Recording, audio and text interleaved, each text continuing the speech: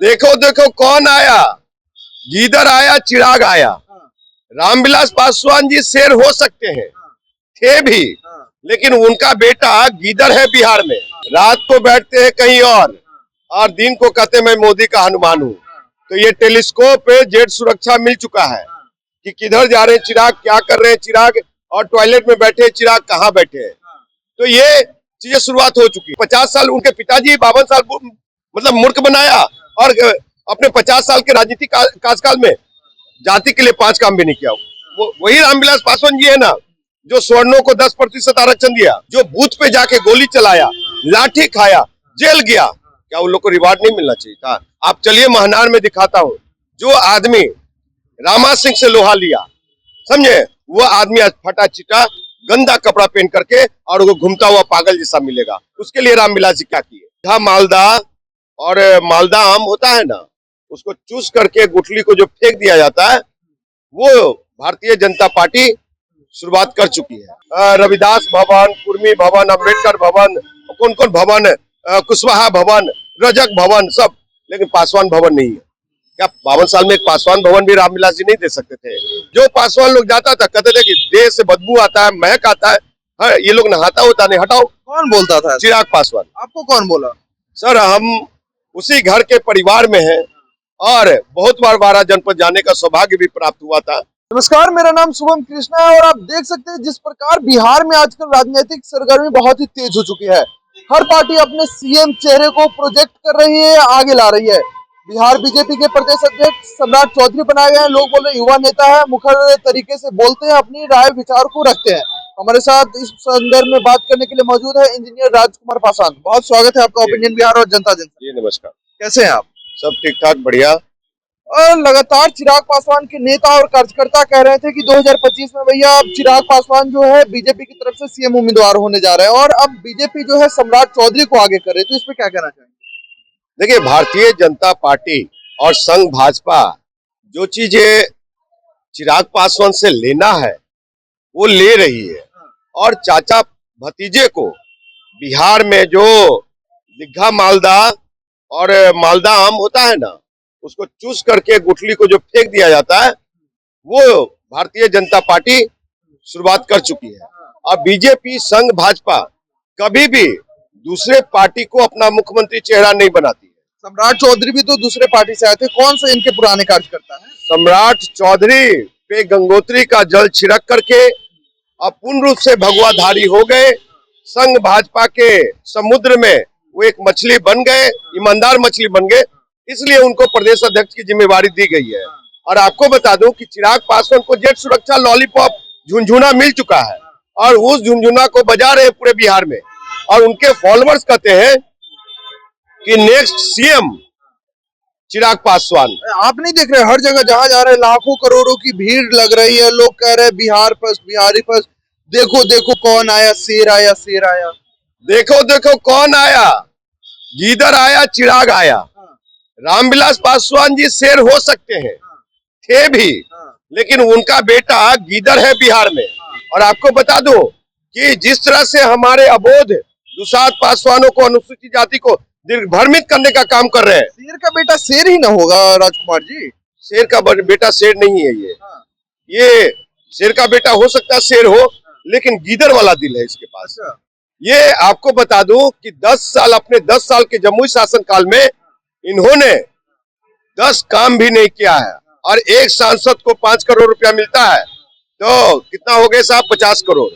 50 करोड़ में एक लाइब्रेरी भी नहीं बनाया इन्होंने। ये कह रहे हैं कि सारे पैसे को मैंने खर्च किया है लोकसभा क्षेत्र में। सारे मोदी के हनुमान है ना, तो मोदी के हनुमान कुछ भी बोल सकते हैं। सुनिए, ये जो है रात को बैठते हैं कहीं और दिन को कहते मैं मोदी का हनुमान हूँ। तो ये टेलीस्कोप पे जेट सुरक्षा मिल चुका है कि किधर जा रहे हैं चिराग, क्या कर रहे हैं चिराग, और टॉयलेट में बैठे चिराग कहाँ बैठे हैं।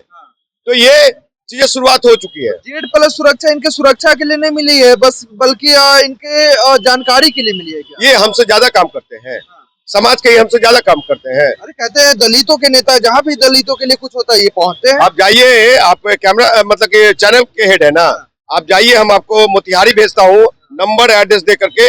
चिराग गए थे, किसी के मैयत में जाते हैं, कहीं हत्या हो जाती हुए जाते हैं, तो रोड शो करते हुए जाते हैं, हाथ हिलाते हुए। उनकी फिल्म थी मिले ना मिले हम। देखो भाइयों, मैं अभी आ गया हूँ, लेकिन अब नहीं आऊंगा, हेलीकॉप्टर में दिखूंगा, लेकिन जमीन पे मैं काम कर रहा हूँ। एसपी से बात मैं कर रहा हूँ, डीएम से समाज के लिए बात मैं कर रहा हूँ, थाना को हड़का रहा हूँ मैं कर रहा हूँ। साहब वो क्या काम कर रहा है?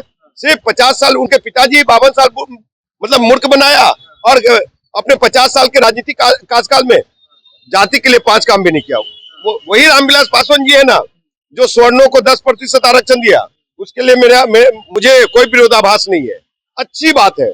लेकिन जो समाज इन पे 52 साल विश्वास किया, उस समाज को क्या रामविलास जी 5 काम किए? 5 छोड़ दिए साहब, 3, 2, 1 कोई बता दे, मैं राजनीति छोड़ दूंगा। अच्छा, समाज के लिए सर्व समाज के लिए उन्होंने काम किया। होटल मैनेजमेंट खोला, सीपेट खोला, नाइपर खोला। आपको बता दूं, आप भी हाजीपुर से हैं, वैशाली जिला का पुत्र है, मैं भी वैशाली जिला से हूँ और पुत्र हूं मैं। उन्होंने रामविलास जी किया काम। 89 में 27% आरक्षण के लिए लड़ाई लड़ा, वो जाति के लिए नहीं लड़े। और 89 में वो मंत्री भी थे, योजना विभाग का मंत्री थे। अगर चाहते तो लाखों लाख लोगों को पानी पिलाने का में चपरासी में रख देते पासवानों को, नहीं किया। 90 के बाद परिवार को आगे लेके चलते हैं, वंशवाद को आगे लेके चलते हैं। अच्छी बात है, सब लोग को पिता को परिवार का मोह। आपके कहने का मतलब वंशवाद ना करके जातिवाद करना चाहिए था इनको? नहीं, जो जाति, जो बूथ पे जाके गोली चलाया, लाठी खाया, जेल गया, क्या उन लोग को रिवार्ड नहीं मिलना चाहिए था? आप चलिए महनार में दिखाता हूँ, जो आदमी रामा सिंह से लोहा लिया, समझे, वो आदमी आज फटा चिटा गंदा कपड़ा पहन करके और वो घूमता हुआ पागल जैसा मिलेगा। उसके लिए रामविलास जी क्या किए, समझे? बहुत सारे एग्जाम्पल दे दूंगा। आज भी आप हाजीपुर से हैं, ईश्वरपुर का दूसरा रिक्शा क्यों चलाता है? महनार का दूसरा लोग माटी टाटी में क्यों रहता है? लालगंज का दूसरा लेबर में काम क्यों करता है? क्या समृद्ध की बात करते हैं तो समृद्ध तो हमारे समाज में भी है। चिराग पासवान कहते हैं समृद्ध दलितों को आरक्षण छोड़ देना चाहिए। वो कह रहे मैंने ऐसा कभी नहीं बोला है। ये ऑन रिकॉर्डेड है, गूगल में जाके देखिए। अगर नहीं बोला है तो साहब फिर मैं कह रहा हूँ, मैं राजनीति छोड़ दूंगा। हम पढ़े लिखे हुए हैं, हम अनपढ़ नहीं है, साक्षर है। उन्होंने सिर्फ गैस सब्सिडी के लिए बोला था। नहीं, उन्होंने कहा था कि गैस सब्सिडी के तरह समृद्ध दलितों को आरक्षण छोड़ देना चाहिए।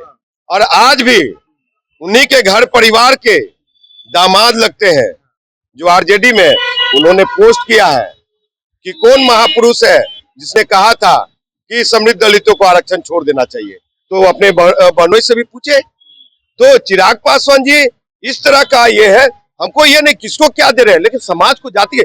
यहाँ पे आप जाइए, ये चाणक्य होटल है ना, इसके पीछे जाइएगा दरोगा राय पथ पे, वहां पे सबको भवन मिलेगा। रविदास भवन, कुर्मी भवन, अम्बेडकर भवन, कौन कौन भवन, कुशवाहा भवन, रजक भवन, सब, लेकिन पासवान भवन नहीं है। क्या 52 साल में एक पासवान भवन भी रामविलास जी नहीं दे सकते थे? दे सकते थे कि नहीं दे सकते? ये चिराग पासवान, एक बहुत इंपॉर्टेंट खबर बता रहा हूं मैं आपको। जब रामविलास पासवान जी मंत्री थे, 12 जनपद में रहते थे आवास पे, तो दरवाजा के साथ ही में दाएं साइड में वो दलितों को रखने के लिए एक हट टाइप बनाया था, बड़ा सा हॉल टाइप। जब ये फिल्म में गए और सबसे पहले उसको तोड़ करके अपने कॉर्पोरेट ऑफिस बनाया। और आपको बता दूं, जो पासवान लोग जाता था कहते थे कि देह से बदबू आता है, महक आता है, ये लोग नहाता होता नहीं, हटाओ। कौन बोलता था? चिराग पासवान। आपको कौन बोला? सर, हम उसी घर के परिवार में हैं और बहुत बार 12 जनपद जाने का सौभाग्य भी प्राप्त हुआ था। और मैं जिस समय रामविलास जी, देखिए रामविलास पासवान जी में भी एक गंदी आदत थी, चाहे अच्छी आदत माने, अच्छी आदत ही कहेंगे क्योंकि वो स्वर्गवास हो चुके हैं। उनको हम मुझे पूर्ण रूप से श्रद्धांजलि देते हैं। जहां पे सामंतवादियों की बेटी की शादी होती थी, वहां पे बखूबी से जाते थे।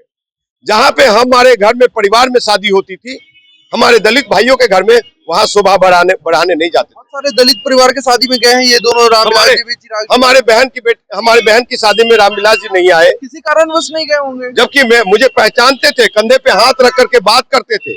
तो वैसे किस भगवान को हम पूजा कर रहे हैं, समझ गए? तो रामविलास पासवान जी कुछ नहीं दिए, चिराग पासवान भी कुछ नहीं दिए। कुमार जी, चिराग पासवान से आपको इतनी नफरत क्यों है?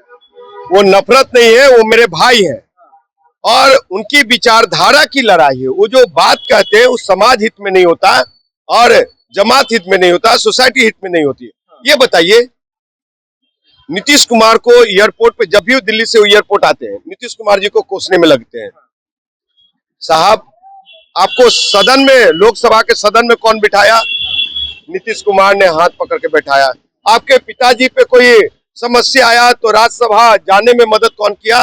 नीतीश कुमार जी ने मदद किया। चिराग को नीतीश कुमार ने बिठाया। 2005 में आ रहा हूं मैं वहां, 2005 में 29 MLA थे और नीतीश कुमार जी कहे कि आप मुख्यमंत्री बनिए रामविलास जी।